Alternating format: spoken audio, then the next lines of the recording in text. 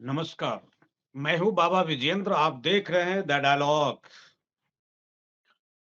इस चौपाल पर पुनः चर्चा हो रही है उन किसानों की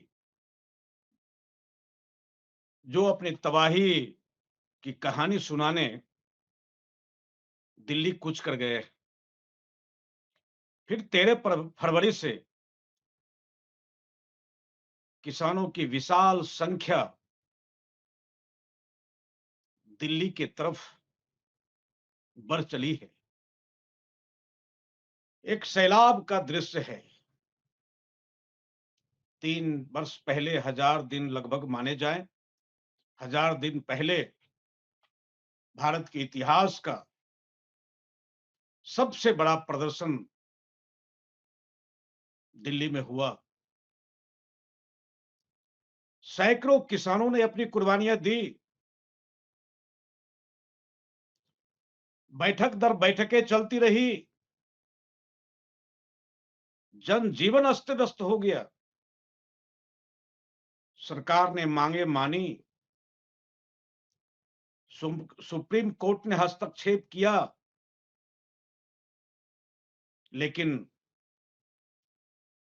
उतनी कुर्बानियां घटित हुई, लेकिन उनके क्वेश्चन जस के तस हैं। जो एमएसपी के सवाल थे, जो मंडी के सवाल थे,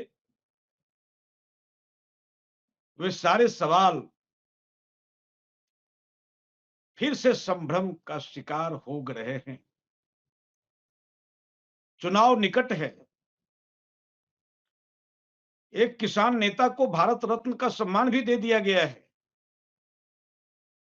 लेकिन भारत रत्न का सम्मान देने के बाद किसान अपना आंदोलन वापस कर लेंगे, यह सोचना ठीक नहीं है। किसान गुस्से में है। किसान को साफ यह लगता है, यह सरकार किसानों के भविष्य के प्रति बेपरवाह है और भगवान भरोसे खेती किसानी को यह सरकार छोड़ देना चाहती है। सच बात तो यह है, किसानों का भरोसा यह सरकार खो चुकी है। सरकार का काम है कि फिर से सरकार में आना। जैसे विपक्ष के पास एक ही काम है कि करने के लिए विरोध और बोलने के लिए भाषण, और सरकार के पास भी एक ही काम है कि हमको सरकार में बने रहना है। तो किस तरह बने रहना है? देश में आंदोलन हो, नौजवान आक्रोश में हो, किसान अपनी बात कहना चाहता हो,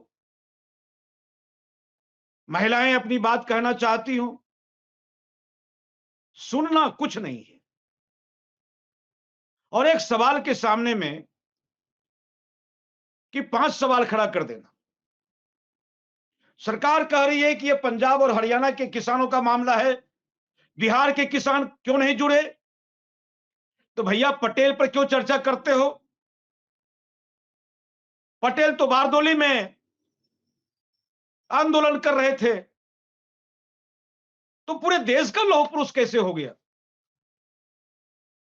गांधी तो दांडी में सवाल खड़ा कर रहे थे, नमक कानून तोड़ रहे थे।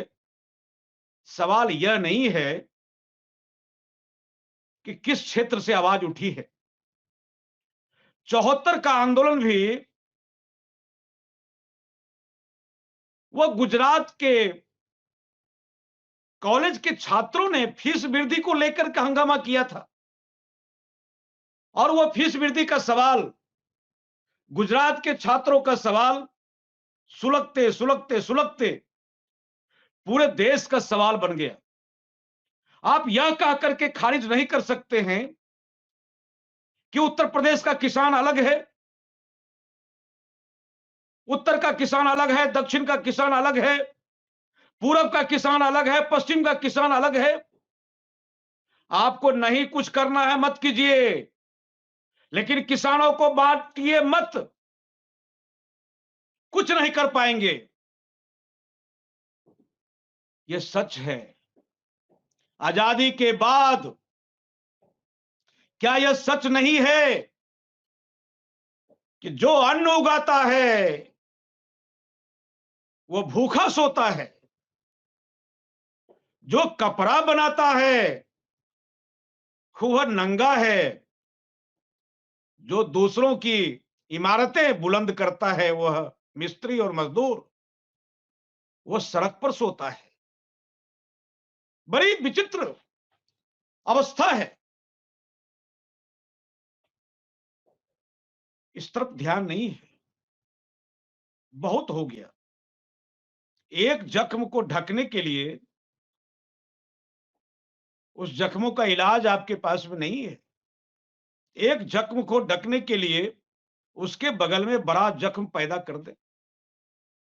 ये दिमाग की जो हालत होती है ना, वो हालत होती है कि वो दिमाग छोटी पीड़ा को भूल जाता है,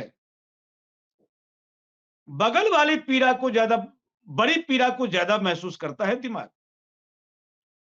और खाज हो और कैंसर हो तो खाज को कौन रिसीव करता है, उसकी पीड़ा को दिमाग कैंसर पर जाके टिक जाता है। सरकार का काम यही है, तुम आम मांगो हम इमली खड़ा कर देंगे, लेकिन तुम्हारी बात सुनेंगे नहीं। क्या ये किसान गलत हैं, बेवकूफ हैं, जाहिल हैं, इसके सवाल गैर वाजिब हैं, या फिर आप जो करना चाहते हैं, जो कहना चाहते हैं किसानों को, या तो आप कह नहीं पा रहे। आप जितनी भलाई आप सोचते हैं, आपकी भलाई पर किसानों का भरोसा बन नहीं पा रहा है। तो क्या किया जाए? 13 फरवरी, ठीक एक दिन के बाद फिर तबाह होगी। दिल्ली दहल उठी है, तमाम आला अधिकारियों की बैठकें चल रही है, 144 लागू किया जा चुका है। कुछ भी घटना घट सकती है। परिस्थिति बहुत ही संवेदनशील है। सरकार को सामने आकर के जवाब देना पड़ेगा। किसानों के भविष्य के साथ में बहुत दिनों तक मजाक नहीं किया जा सकता है। बहुत हो गया। और मैं कहता हूं कि कीमतें तो खूब बढ़ गई है। दिल्ली में धान की कीमतें खूब बढ़ गई है, दिल्ली में धान की, लेकिन विदा नहीं हो सकी बेटी किसी किसान की। किसान वैसा ही है, तबाह है। मैं तो रोज खेत जाता हूं, मैं तो खेत से जुड़ा हुआ पत्रकार हूं। 24 घंटे मेहनत की बाद बदन पर कपड़ा भी नहीं है, इतनी फटेहाली है। आय डबलिंग कैसे डबलिंग करोगे? कब डबलिंग करोगे? 370 जब पूरा हो जाएगा तब। और 400 पार हो जाने के बाद भी क्या होगा? इन किसानों के प्रश्नों का क्या होगा? सवाल यहां यह है। नकार करके नहीं चल सकते। शास्त्री जी ने कहा था, जय जवान जय किसान। आपने तो विज्ञान भी जोड़ा। मैं जवानों की शहादत को कम करके नहीं देखना चाहता हूं। जवान सीमा पर शहीद होते हैं, बहुत सारी सुविधाएं बहाल होती है। विज्ञान के लिए बहुत पैसे हैं, आप मंगल पर दंगल कर दीजिए, सूर्य को निगल जाइए हनुमान जी की तरह, सब कुछ कर लीजिए, लेकिन किसान की जब मौत होती है, इसके लिए कोई सुविधा नहीं है। किसान इसलिए जिंदा है कि किसान मर नहीं रहा है, क्योंकि मैं तो साफ कहना चाहता हूं कि मुफ्त की कोई चीजें बाजार में नहीं मिलती, किसान के मरने की सुर्खियां किसी अखबार में नहीं मिलती। मर जाए किसान, किसी कोना में जगह मिल जाए कि किसान ने आत्महत्या की। निवेदन है सरकार से, एक पत्रकार होने के नाते, एक्टिविस्ट होने के नाते भी और जर्नलिस्ट होने के नाते भी, मुद्दों को छल प्रपंच से टालिए मत। प्रपंच करके तो आप बहुत दिन तक भारत पर फतह कर लें। प्रपंच बहुत लोगों ने किया, आक्रांताओं ने भी शासन किया, मुगल पठान सब आए, नादिर शाह भी आए, मुगल और नादिर शाह भी आए, तो आप नादिर शाह और मुगल के बदले मोदी और शाह उसका प्रतीक मत बनिए। बहुत आशा है मोदी जी आपसे, देश ने बहुत प्रेम दिया है आपको, देश ने बहुत इज्जत दी है आपको, आप जितना चाहते नहीं उससे ज्यादा देश आपको दिया है। एक बार इन किसानों से बात कीजिए, समझाइए। हो सकता है कि आप बेहतर सोच रहे होंगे, हो सकता है इस सरकार के पास में वर्तमान चुनौतियों की बेहतर समझ रही होगी, लेकिन आपकी समझ को समझाएगा कौन?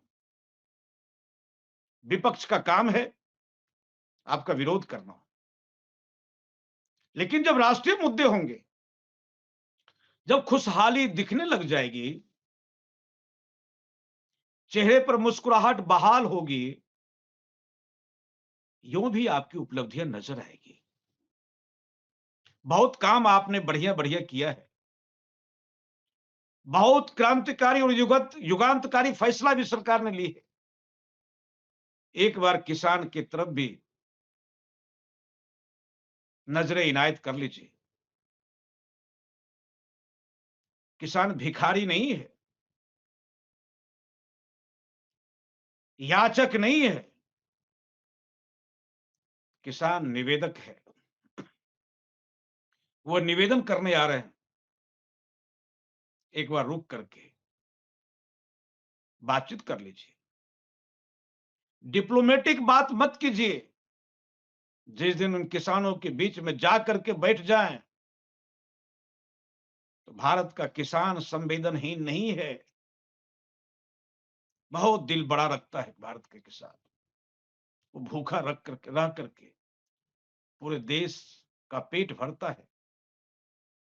यह आदत, यह संस्कार सदियों से किसानों को मिला है।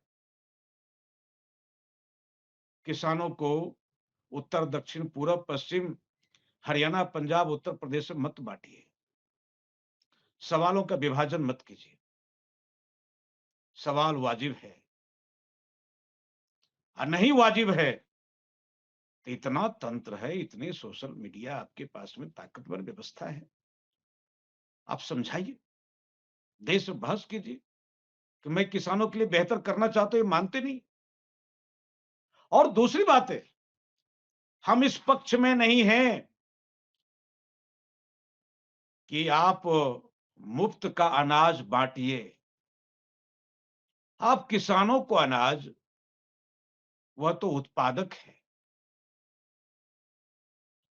वह आप राज्य सत्ता की भीख नहीं चाहिए किसानों को, भीख नहीं चाहिए, उसको अवसर चाहिए, अवसर, उसको लाभकारी मूल्य चाहिए, उसको इतना ही है। बहुत लफाजी सरकार की हुई है, तमाम सरकारों की। मैं एक सरकार की बात नहीं कर रहा हूं। जैसे दूसरे को आप इंसेंटिव देते हैं, इंसेंटिव का मतलब है प्रोत्साहन, और सब्सिडी का मतलब है राहत। आप उद्योगपतियों को इंसेंटिव देंगे और किसानों को सब्सिडी देंगे, ये क्या मतलब है? अरे भैया, जिस दिन इन भारत के किसानों को आप प्रोत्साहित करेंगे, उसके जीवन में उत्साह पैदा करेंगे, आत्मविश्वास पैदा करेंगे। कहा था ना लाल बहादुर शास्त्री ने, हम एक दिन उपवास कर लेंगे, लेकिन अमेरिका के उस गेहूं को हम हिंदुस्तान में घुसने नहीं देंगे। प्रधानमंत्री की एक आवाज पर हिंदुस्तान के लोग एकादशी व्रत करने लग गए, भूखे रहने लग गए, लेकिन विदेशों के सामने हिंदुस्तान की आवाम ने अपना सर नहीं झुकाया। अरे एक बार आप निर्मल मन से अपील तो कर लीजिए। ये पब्लिक है कि सब कुछ जानती है, चारों तरफ पेंच फंसा हो, धुरफंदी हो, और हमेशा चाल चलने का खेल हो, तो निश्चित रूप से आपके चरित्र पर लोग शंका व्यक्त करेंगे। लाल बहादुर शास्त्री पर क्यों नहीं वो विश्वास किया गया? गांधी पर क्यों नहीं वो विश्वास किया गया? घर छोड़ निकल पड़े आप गांधी के साथ। इसलिए वो किसानों को देख करके रेवड़ी की तरह भारत रत्न मत बांटिए। किसान मानने वाले नहीं है। किसानों को अपने सवाल का समाधान चाहिए और आपको देना पड़ेगा। आप मजबूरी में भी मत घोषणा कीजिएगा कि चुनाव निकट है, तो जल्दीबाजी में जो करना है कर लो। किसान का विश्वास मत तोड़िए। चुनाव जीत लेंगे, फिर किसानों के साथ 5 वर्ष तक वही करेंगे। ये देश का सवाल है और आपकी देशभक्ति का भी प्रश्न है। जो भीड़ आ रही है, जो हुजूम आ रहा है, पुलिस के बल पर आप नहीं रोक पाएंगे। जब तक भूखा नंगा इंसान रहेगा, तो धरती पर तूफान रहेगा। आप तूफान को कैसे रोक पाएंगे? पुलिस के बल पर छल प्रपंच करके और लाखों लोगों को मीडिया में दुष्प्रचार करके, प्रोपेगेंडा थ्योरी चला करके यह खेल नहीं चलेगा। मैं ये नहीं कह रहा हूं कि आपके खिलाफ में कुछ कहा जा रहा है तो विपक्ष को समर्थन दिया जा रहा है। आपसे बहुत रद्दी विपक्ष है, उनसे आशा नहीं की जा सकती है, लेकिन आपसे तो आशा है ना। आप पर देश ने भरोसा किया है ना, आगे भी करने वाला है देश भरोसा। आपको पता है ना, एक कहानी सुना देते हैं। एक घर में चोर घुस गया था, सारे लोग सोए हुए थे, एक लोग जगा हुआ था, एक मेंबर जगा हुआ था। वो कुछ नहीं बोला, चिल्लाया भी नहीं। चोर घुसा, सारा सामान बांध करके लेके चला गया। सुबह जब गांव के लोग जमा हुए, लोगों ने पूछा कि जब चोरी हुई तो कोई जगह नहीं था क्या? तो उसमें से एक ने कहा कि मैं जगा था। तो कहा चिल्लाया क्यों नहीं? कहा कि हम अकेले कैसे चिल्लाते, सब लोग सोए हुए थे। गांव के लोग सोए हुए लोगों पर कोई सवाल नहीं कर रहे थे।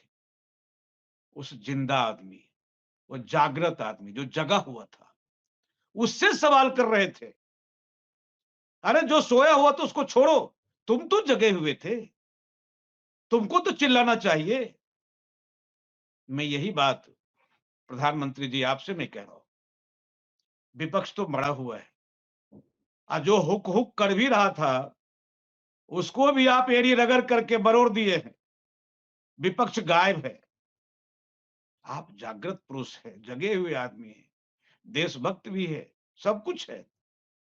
अपेक्षा आपसे नहीं होगी, तो पड़ोस के लोगों से होगी, क्योंकि आपने अपेक्षा पैदा करवा दी है।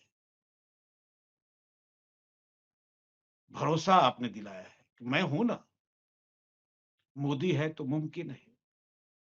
तो किसान मुमकिन सवालों को लेकर के, एक मुमकिन समाधान को लेकर के आपके पास आए हैं। एक बार नजरें इनायत करें और बढ़िया से किसानों के जीवन में खुशहाली लाए। चुनाव का वक्त है, भगवान भला करेगा।